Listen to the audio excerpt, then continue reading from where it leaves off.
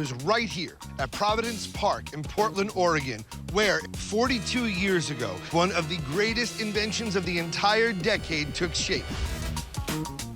This stadium was once home to a plucky independent team called the Portland Mavericks, who had on their roster a journeyman left-hander, Rob Nelson, and a former New York Yankee, Jim Bouton, who would etch their names into candy lore in 1980 when they took a swing at their version of bubblegum, shredded like chewing tobacco.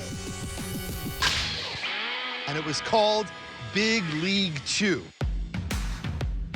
Now, while the idea of bubblegum mimicking chewing tobacco might be something that's frowned upon now, in the 1980s, it was a chance for kids to feel like grown-ups. I mean, heck, we were already smoking chocolate cigars and candy cigarettes.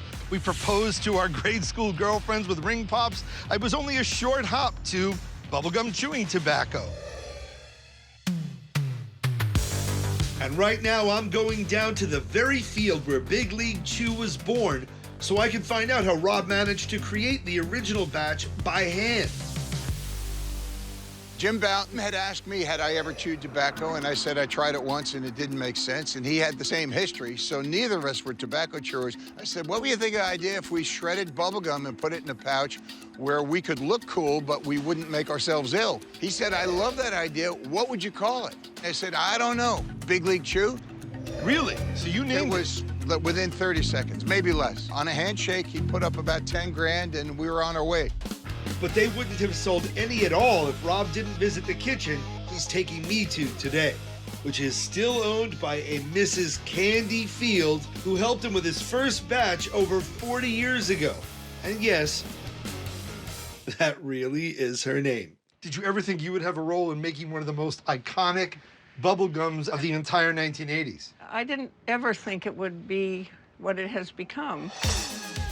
Rob's agreed to remake the recipe from his very first batch, a flavor that's never been released to the public.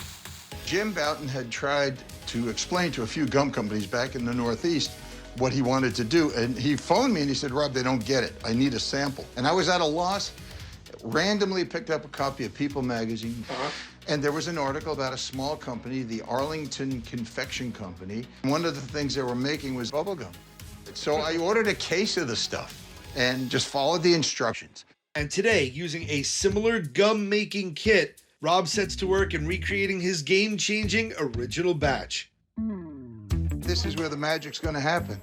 Now put your syrup in there, pour it in there, and then... Squeeze. Thank God you were there that day 42 years ago. Yeah, I know. So now, I do the mix. Then, with the gum base and corn syrup mixed together, onto the powdered sugar bed it goes. I got the need for need. Rob kneads it together, adds the magical mystery flavoring, and finally slices it into the shreds that made his gum a game changer.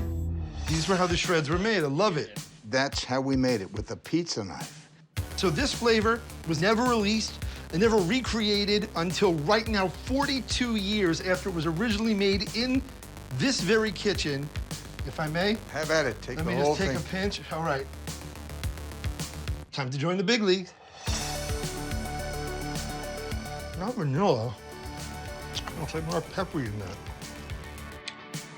Is it root beer? Correct. Wait, I want to see what the master thinks. Best gum I ever tried. See, I happen to like root beer as a drink, but I never thought of it as a gum. Well, nor did the Wrigley people. So the Wrigley people said, you stick to the ideas, we'll make the gum. But Big League Chew was in a league of its own in the 1980s, and I was able to get the inside baseball on this transcendent treat. Today, they're about to sell their 1 billionth pouch.